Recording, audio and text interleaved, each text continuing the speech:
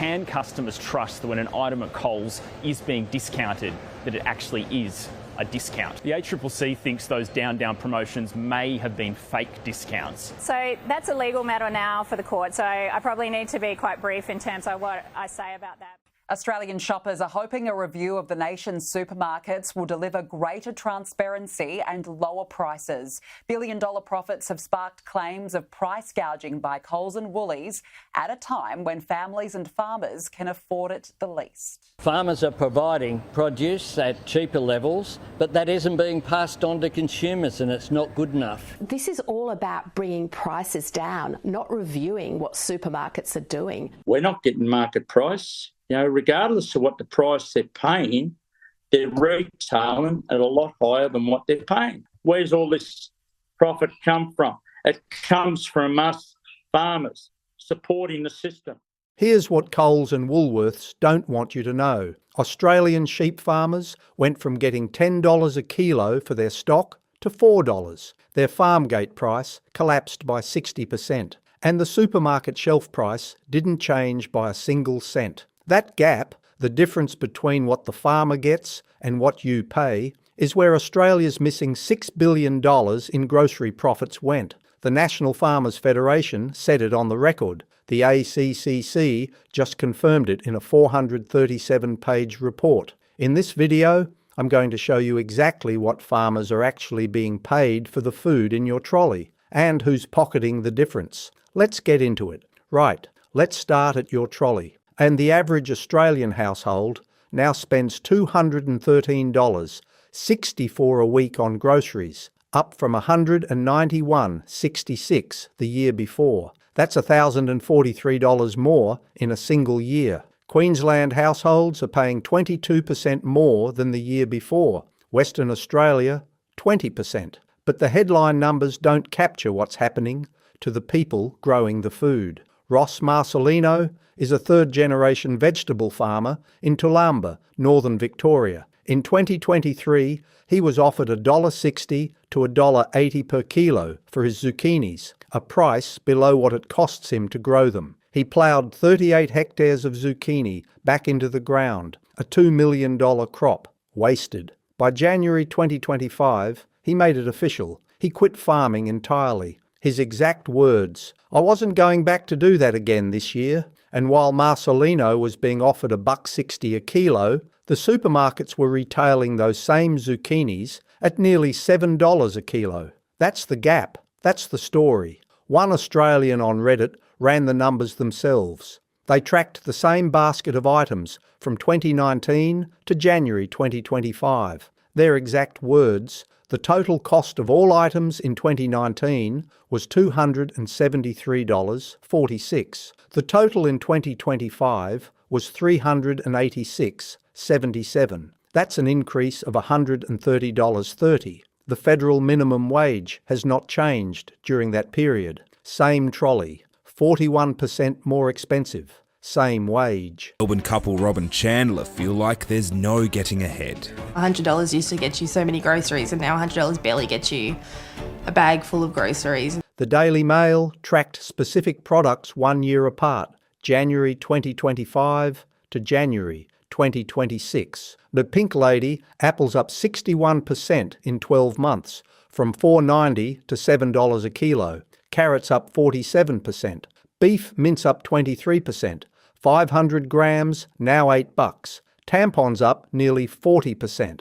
These aren't averages or trends. These are price tags you can verify in any Coles or Woolworths today. And here's another farmer voice. James Kelly, a vegetable grower in Yarrawonga, had 700 tonnes of onions sitting in his cool room. His agent offered him 40 cents a kilo. The supermarkets were selling those same onions for $3 to $4 a kilo. That's an 850% markup. Kelly couldn't sell at 40 cents. It didn't cover his costs. So he scaled the operation down. He used to employ up to 50 people. Now he has only a handful. The former ACCC chair, Professor Alan Fells, the man who ran the competition watchdog for 8 years, put it on record. His exact words, "When the price the supermarket pays, farmers goes way down, as it has with meat in recent times, supermarkets are slow to pass on cost savings to shoppers. But here's what Coles and Woolworths really don't want you to know.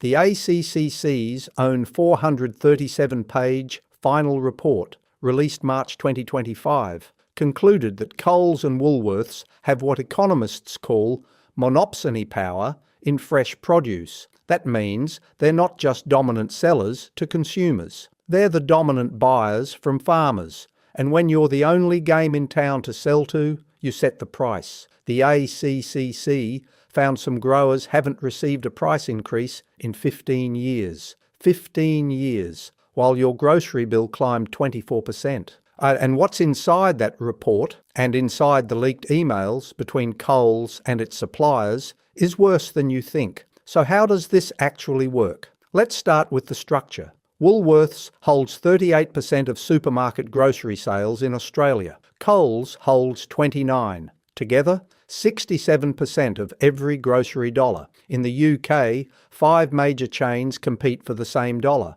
In the US, there are multiple regional chains in every city. Here, 2 companies decide what farmers get paid and what you pay at the checkout. The National Farmers Federation, in its formal submission to the ACCC, put numbers on it. The farm gate component of the retail price of food ranges between 5% and 40%. That means for every dollar you spend, the farmer gets between 5 and 40 cents. Yet the supermarket and the supply chain take the rest. And here's the smoking gun. A BC News got hold of leaked emails from inside Coles. The emails show Coles received a one-off $25,000 payment from a multinational supplier in exchange for allowing a price increase. Coles took the $25,000. Then they passed the full price increase on to consumers anyway. The supplier sources exact words to the ABC. Now this gap is, truthfully, made up. There's no rhyme or logic behind it. That's not a market.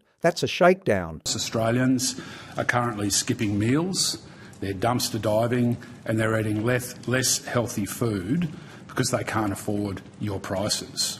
You've thrived in a weak regulatory environment. You've engaged in anti-competitive behaviour. The ACCC's investigation went deeper. It found a significant bargaining power imbalance between the supermarkets and their suppliers. Some growers told the ACCC they hadn't seen a price increase from Coles or Woolworths in 15 years, while their costs for fertiliser, fuel, electricity, and labour kept rising every year. Many growers said they couldn't speak out publicly because they feared commercial retaliation. They could be delisted overnight. To be fair, Coles and Woolworths argue that some of the price gap covers genuine costs. Transport, refrigeration, store overheads, wastage on fresh produce. That's all real. But the ACCC analysed billions of points of supermarket data and concluded the margin expansion went well beyond input costs. At least some of the increase is pure profit extraction.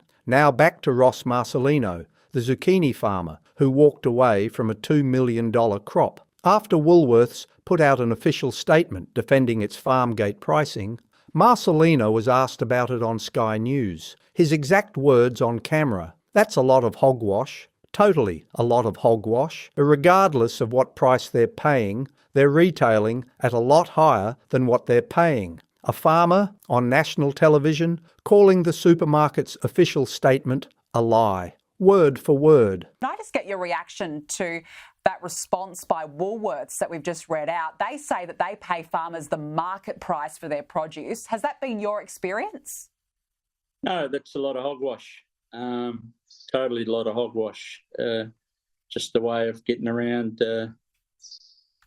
It's all rubbish. And while farmers are being squeezed out, Coles posted a $1.1 billion net profit in financial year 2025. Coles CEO Leah Weckert took home a $4.7 million pay packet. That's roughly 100 times the wage of a Coles checkout worker on minimum pay. Weckert's defence at the Senate inquiry was that Coles makes only $2.60 in profit for every $100 spent. but that ignores the 4.7 million reasons she has to keep the system exactly as it is. The company's bosses appeared today for the first time at the inquiry.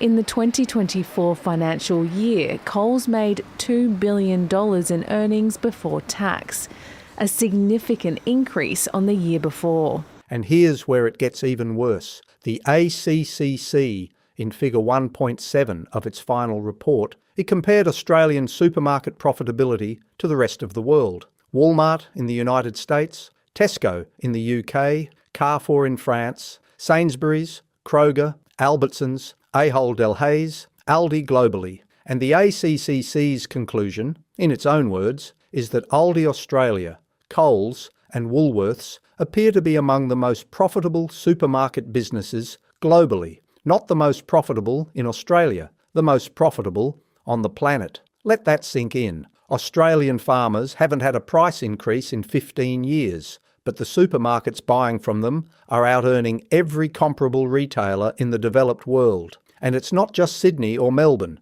Every basket sold from Cairns to Perth feeds the same machine. So what does the markup look like in practice? One Aussie posted on Reddit comparing the same products at a farmer's market versus Woolworths. Ginger at the farmer's market, $6 a kilo. The same ginger at Woolworths, $49 a kilo. That's a 700% markup. Same product, same week, same city. Another commenter, farmers sell whole lambs for around $7 a kilo. Lamb cutlets at Woolworths sit at $45 a kilo.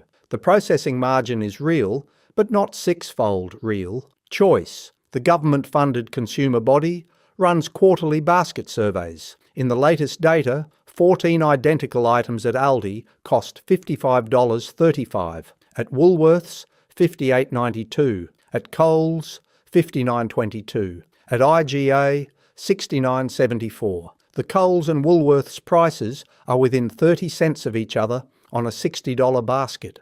That's not competition. That's two companies setting the same price. To be fair, Aldi isn't perfect. The ACCC found Aldi has been increasing its prices at a faster annual rate than Coles or Woolworths recently. But the absolute price level remains significantly lower, and that gap is exactly what real competition is supposed to deliver. In April 2026, AusFinance forum threads were already flagging predictions of a further 20% rise in grocery prices. Fuel costs are climbing. Beef and lamb prices keep rising, and nothing in the ACCC's 20 recommendations is going to land before mid-2026 at the earliest. So what changes? The ACCC issued 20 recommendations in its final report. From July 2026, new federal price gouging laws will carry fines of $10 million per breach, or 10% of annual turnover,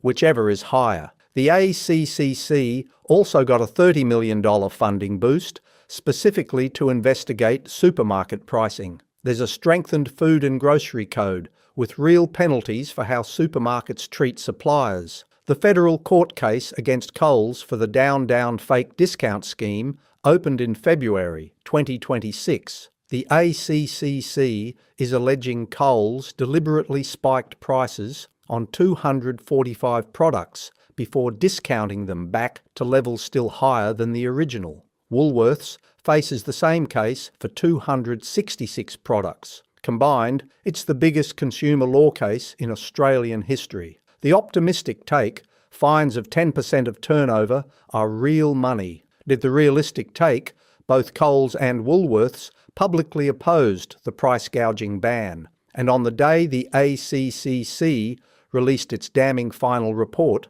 Coles' share price went up. The investors aren't worried. If you're a farmer, the ACCC just confirmed in writing what you've been saying for years. There's monopsony power in this market, and you've been on the wrong side of it for a generation. If you're a family doing the weekly shop, the data says roughly 60 cents of every dollar above what farmers receive is going somewhere other than back to the people growing your food. If you're a single parent, the Food Bank Hunger Report says 69% of households like yours are now food insecure, and 41% of those are skipping meals or going whole days without eating. If you're in regional Australia, you're paying even more than metro shoppers for the same products grown often in your own backyard. Here's the truth. Australian farmers are getting $4 for a sheep that used to fetch 10. Some growers haven't had a price increase in 15 years, and the supermarkets buying from them